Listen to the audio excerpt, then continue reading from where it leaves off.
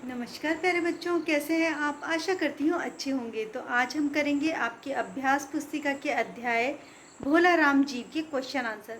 शुरू करने से पहले आपसे गुजारिश है कि मेरे चैनल को प्लीज़ सब्सक्राइब करें, दोस्तों के साथ शेयर करें और एक कमेंट ज़रूर लिखें कि आप कर्नाटका के किस पार्ट से मुझे देख रहे हैं। आपको पूरी बुक की जो प्लेलिस्ट है वो भी मेरे चैनल पर मिल जाएगी। तो चलिए अब शुरू करते हैं। पहला प्रश्न है, स्वर्ग या नर्क में निवास स्थान अलॉट करने वाले कौन हैं? उत्तर, स्वर्ग या नर्क में निवास स्थान अलॉट करने वाले धर्मराज हैं। दूसरा प्रश्न, भोला राम के जीव ने कितने दिन पहले देह त्यागी? भोला राम के जीव ने 5 दिन पहले देह त्यागी। तीसरा प्रश्न, भोला राम का जीव किसे चकमा दे गया? भोला राम का जीव यमदूत को चकमा देकर गया। चौथा प्रश्न, यमदूत ने सारा ब्रह्मांड किसकी खोज में छान डाला? उत्तर, यमदूत ने सारा ब्रह्मांड भोले राम के जीव की खोज में छान डाला। पांचवा प्रश्न, भोला राम किस शहर का निवासी था? भोला राम जबलपुर शहर का निवासी था। छठा प्रश्न, भोला राम को 5 साल से क्या नहीं मिली? उत्तर, भोला राम को 5 साल से पेंशन नहीं मिली। सातवां प्रश्न, भोला राम की पत्नी से विदा लेकर नारद कहाँ पहुँचे? उत्तर, भोला राम की पत्नी से विदा लेकर सरकारी दफ्तर पहुँचे। आठवां प्रश्न, भोला राम ने दरख्वास्त पर क्या नहीं रखा था? भोला राम ने दरख्वास्त पर वजन नहीं रखा था। बड़े साहब के कमरे के बाहर कौन ऊँग रहा था? बड़े साहब के कमरे के बाहर चपरासी ऊँग रहा था। बड़े साहब की लड़की क्या सीखती थी? बड़े साहब की लड़की गाना बजाना सीखती थी। नारद क्या छीनते देख घबराए? नारद वीणा छीनते देख घबराए। फाइल में से किसकी आवाज़ आई? फाइल में से भोला राम की आत्मा की आवाज़ आई। अगला प्रश्न है, चित्रगुप्त ने धर्मराज से क्या कहा? चित्रगुप्त ने धर्मराज से कहा कि महाराज, रिकॉर्ड सब ठीक है। भोला राम को मरे आज 5 दिन हो गए हैं, लेकिन उसका जीव यमलोक नहीं पहुंचा। रास्ते में भोला राम का जीव यमदूत को चकमा देकर कहीं भाग गया है। यमदूत ने सारा ब्रह्मांड छान मारा, फिर भी भोला राम के जीव का कहीं अता पता नहीं है और न यमदूत का अता पता है। फिर चित्रगुप्त ने कहा, पृथ्वी पर इस प्रकार का व्यापार चलता है कि लोग दोस्तों को फल भेजते हैं तो रास्ते में ही रेलवे वाले उड़ा लेते हैं। हौजरी के पालसर की चीज़ें रेलवे अफसर पहनते हैं। मालगाड़ी के डिब्बे रास्ते में कट जाते हैं। उसी प्रकार राजनीतिक दलों के नेता भी विरोधी नेता को उठाकर कहीं बंद कर देते हैं या मार देते हैं। ऐसे ही भोला राम के जीव के साथ हुआ होगा। दूसरा प्रश्न, यमदूत ने हाथ जोड़कर चित्रगुप्त से क्या विनती की? उत्तर, यमदूत ने हाथ जोड़कर चित्रगुप्त से बोला, दया निधान, मैं कैसे बताऊं क्या हुआ? आज तक मैंने कभी धोखा नहीं खाया, पर भोला राम का जीव मुझे चकमा देकर भाग गया। मुझे नहीं पता। 5 दिन पहले जब भोला राम का जीव ने देह त्यागी, तब मैं उसे पकड़कर इस लोक में लाने के लिए तीव्र वायु तरंग पर सवार हुआ। त्यों ही मेरी चंगुल से छूटकर न जाने कहाँ गायब हो गया। इन 5 दिनों में मैंने सारा ब्रह्मांड छान डाला, पर उसका कहीं पता नहीं चला। तीसरा प्रश्न, नरक में निवास स्थान की समस्या कैसे हल हुई? उत्तर, नरक में पिछले सालों में बड़े गुणी कारीगर ठेकेदार आए हैं, जिन्होंने पूरे पैसे देकर रद्दी इमारतें बनाई। बड़े बड़े इंजीनियर भी आए हैं, जिन्हें ठेकेदारों से मिलकर पंचवर्षीय योजनाओं का पैसा खाया है। ओवरसीयरों ने उन मजदूरों की हाजिरी भरकर ऐसा हड़कंप किया जो काम कभी हुआ ही नहीं। इन लोगों ने बहुत जल्दी नर्क में कई इमारतें बना दी हैं, जिससे नगर में निवास स्थान की समस्या हल हो गई है। प्रश्न 4, भोला राम का परिचय दीजिए।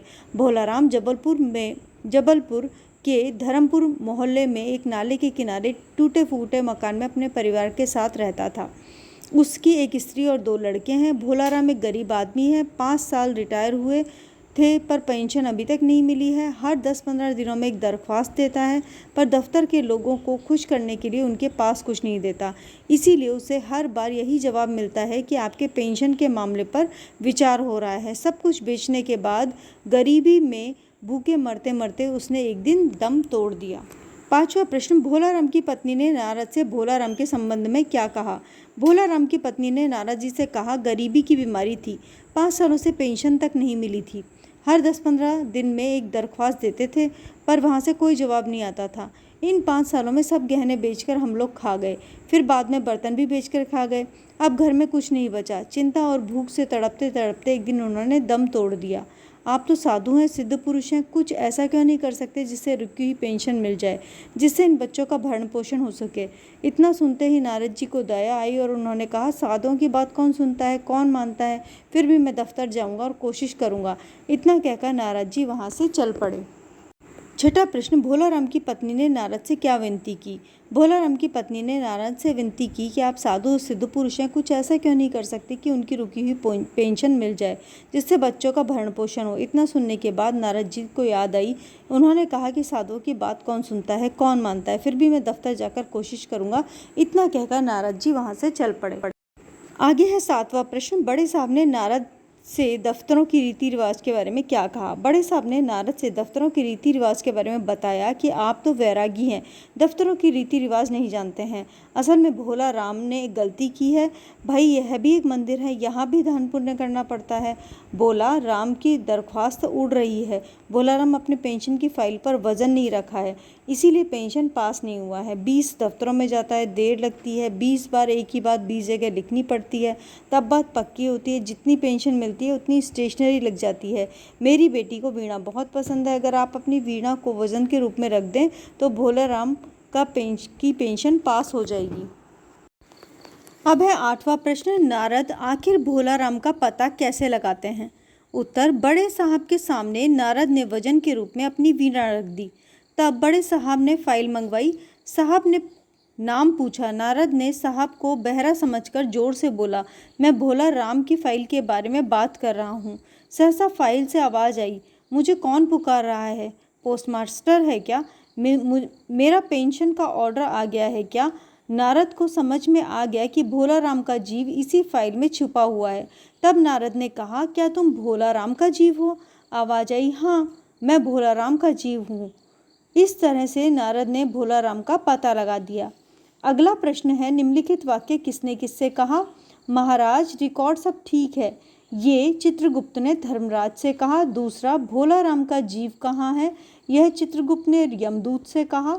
तीसरा, महाराज मेरी सावधानी में बिल्कुल कसर नहीं थी, यह यमदूत ने धर्मराज से कहा। क्यों धर्मराज, हमें कैसे चिंतित बैठे हो, ये नारद ने धर्मराज से कहा। इनकम होती तो टैक्स होता, भूखमरा था। यह वाक्य चित्रगुप्त ने नारद से कहा। मुझे भिक्षा नहीं चाहिए, मुझे भोला राम के बारे में कुछ पूछताछ करनी है, ये नारद ने भोला राम की पत्नी से कहा। गरीबी की बीमारी थी, ये भोला राम की पत्नी ने नारद से कहा। आप साधु हैं, आपको दुनियादारी समझ में नहीं आती है, यह वाक्य दफ्तर के साहब ने नारद से कहा। संदर्भ स्पष्टीकरण, पर ऐसा कभी नहीं हुआ था। प्रसंग, इस वाक्य को लेखक हरिशंकर परसाई द्वारा लिखित भोला राम का जीव पाठ से लिया गया है। संदर्भ, इस वाक्य को यमदूत ने धर्मराज से कहा। स्पष्टीकरण, यमलोक में धर्मराज बैठे असंख्य लोगों को उनके कर्मों के हिसाब से स्वर्ग या नर्क अलॉट करते थे। उसी समय यमदूत ने आकर धर्मराज से कहा कि महाराज, आज तक मैंने कभी धोखा नहीं खाया, पर भोला राम 5 दिन पहले देह त्यागा था, तब से मैं उसे पकड़कर इस लोक के लिए तीव्र वायु तरंग पर सवार हुआ, त्यों ही मेरी चंगुल से चकमा देकर अदृश्य हो गया। इन 5 दिनों में मैंने सारा ब्रह्मांड छान डाला, पर उसका कहीं पता नहीं चला। पर महाराज ऐसा कभी नहीं हुआ था। विशेषतः इस संदर्भ में गरीब की मजबूरी को बताया गया है। दूसरा प्रश्न, आज तक मैंने धोखा नहीं खाया था, पर भोला राम का जीव मुझे चकमा दे गया। प्रसंग, इस वाक्य को लेखक हरिशंकर परसाई द्वारा लिखित भोला राम का जीव पाठ से लिया गया है। संदर्भ, इस वाक्य को यमदूत ने धर्मराज से कहा। स्पष्टीकरण, स्वर्गलोक में धर्मराज से चित्रगुप्त बातें कर रहे हैं। उसी समय यमदूत वहां प्रवेश करता है।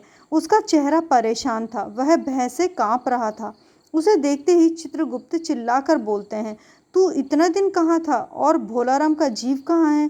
यमदूत ने हाथ जोड़कर बोला, दया निधान, मैं कैसे बताऊं कि क्या हो गया। 5 दिन पहले जीव ने भोला राम का देह त्यागा, तब मैं उसे पकड़कर इस लोक के लिए वायु तरंग पर सवार हुआ, क्यों ही वह मेरी चंगुल से छूटकर न जाने कहाँ गायब हो गया। इन 5 दिनों में मैंने सारा ब्रह्मांड छान मारा, पर उसका कहीं पता नहीं चला। आज तक मैंने कभी धोखा नहीं खाया था, पर भोला राम का जीव मुझे चकमा दे गया। विशेषता यमदूत की परेशानी और चूक के बारे में बताया गया है। तीसरा प्रश्न, इन 5 दिनों में मैंने सारा ब्रह्मांड छान डाला पर उसका कहीं पता नहीं चला। प्रसंग, इस वाक्य को लेखक हरिशंकर परसाई द्वारा लिखित भोला राम का जीव पाठ से लिया गया है। संदर्भ, इस वाक्य को यमदूत ने चित्रगुप्त से कहा। स्पष्टीकरण, जोड़कर बोला, दयानिधान, मैं कैसे बताऊं कि क्या हो गया। 5 दिन पहले जीव ने भोला राम का देह त्याग किया था। तब मैं उसे पकड़कर इस लोक के लिए वायु तरंग पर सवार होकर ज्यों ही मेरी चंगुल से वह छूटकर न जाने कहाँ गायब हो गया। इन 5 दिनों में मैंने सारा ब्रह्मांड छान मारा पर उसका कहीं पता नहीं चला। आज तक मैंने कभी धोखा नहीं खाया था, पर भोला राम का जीव मुझे चकमा दे गया। विशेषता यमदूत की अपनी भूल चूक के बारे में बताया है। अब हम चलते हैं अगले प्रश्न की ओर। चौथा है, चिंता में घुलते घुलते और भूखे मरते मरते उन्होंने दम तोड़ लिया। यह प्रसंग है। इस वाक्य को लेखक हरिशंकर परसाई द्वारा लिखित भोला राम का जीव पाठ से लिया गया है। संदर्भ, इस वाक्य को भोला राम की पत्नी नारद से कहती हैं। स्पष्टीकरण, धर्मराज बहुत चिंतित बैठे थे। नारद वहां पहुंचकर उनकी चिंता का कारण पूछता है।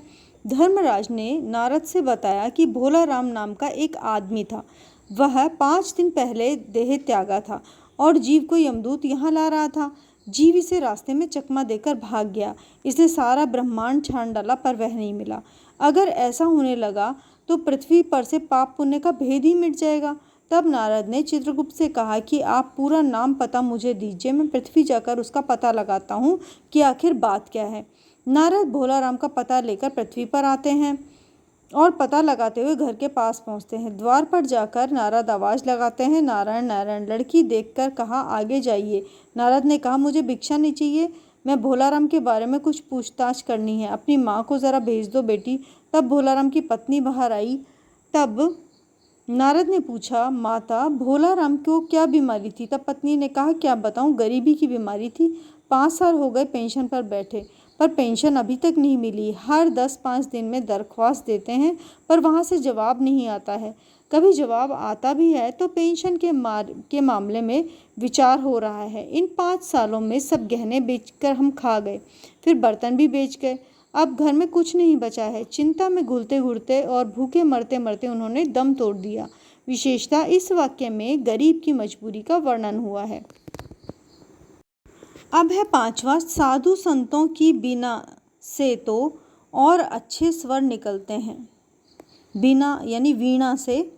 प्रसंग, इस वाक्य को लेखक हरिशंकर परसाई द्वारा लिखित भोला राम का जीव पाठ से लिया गया है। संदर्भ, इस वाक्य को बड़े साहब नारद से कहते हैं। स्पष्टीकरण, नारद जी भोला राम का जीव को ढूंढते हुए पृथ्वी पर आए और भोला राम के घर जाकर भोला राम की पत्नी से सारी कथा सुनकर उनकी रुकी हुई पेंशन दिलवाने का वचन देकर वे सरकारी दफ्तर पहुंचे। वहां पर एक बाबू साहब से पता चला कि भोला राम की दरख्वास्त तो भेजी है पर उस पर वजन नहीं रखा है, इसीलिए उनकी फाइल कहीं उड़ गई है। आखिर बड़े साहब से भी यही उत्तर मिलता है तो नारद जी वजन का अर्थ समझ नहीं पाए।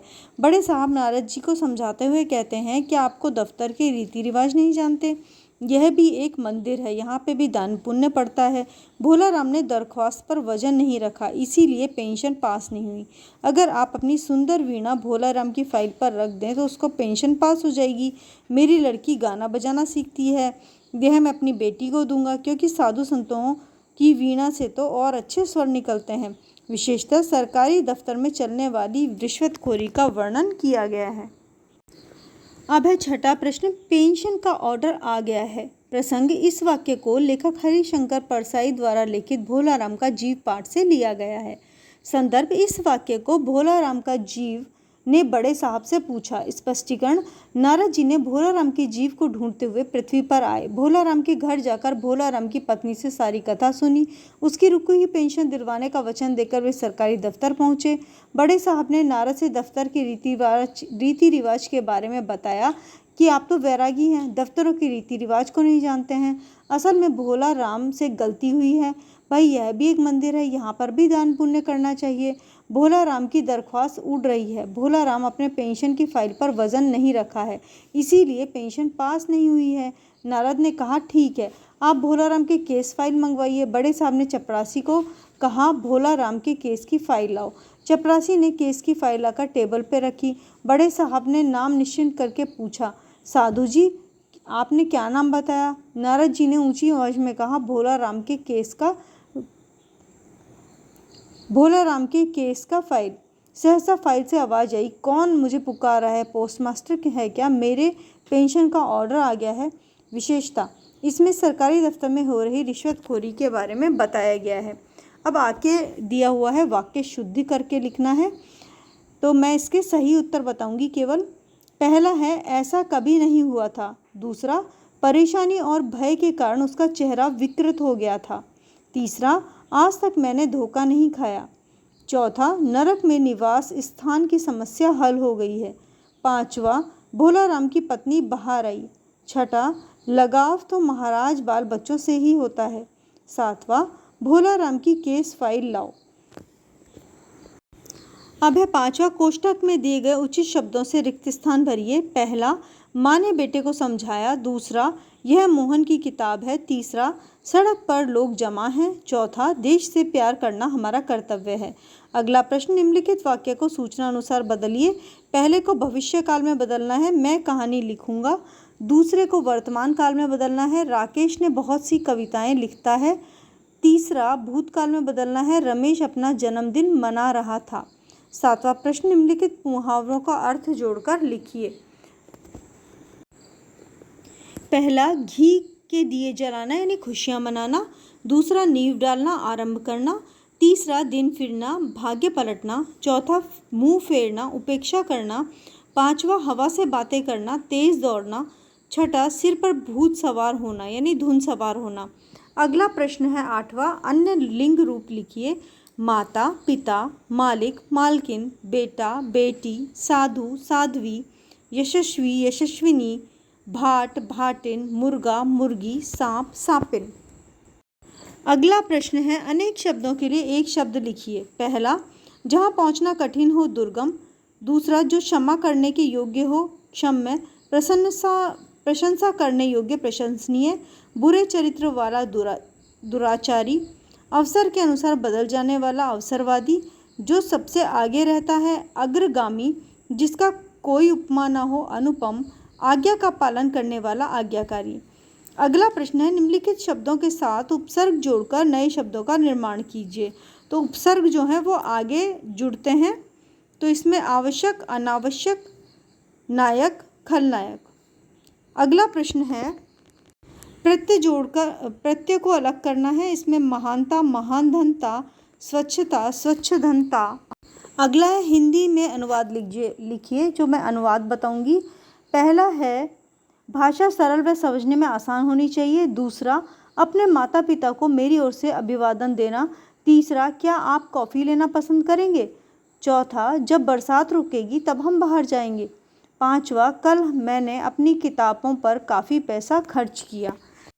तो इसी के साथ ये अध्याय समाप्त होता है। आशा करती हूँ आपको अच्छा लगा होगा।